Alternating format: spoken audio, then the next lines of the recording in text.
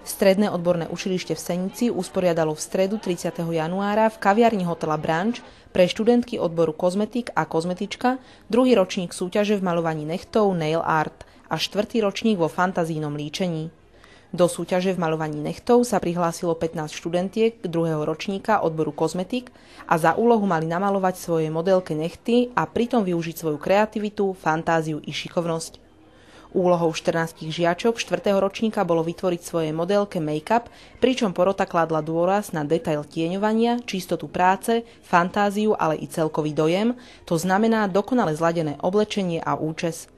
Stanovené kritériá počas celej súťaže sledovali majsterky odborného výcviku Jana Kovárová, Marta Rosová a Eva Chocholáčková a Kristina Poláková.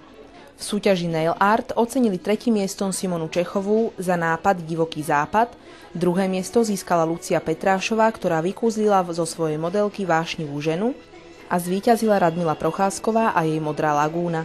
Fantazijné líčenie najlepšie zvládli Petra Haňcová, za Kráľovnú noci získala 3. miesto, Cukrovú bábiku Zuzany Mihálovej porota ocenila 2. miestom a najviac zaujala a v tejto kategórii zvíťazila Erika Pípová a jej modelka s názvom Beautiful Gold Girl alebo Krásne zlaté dievča.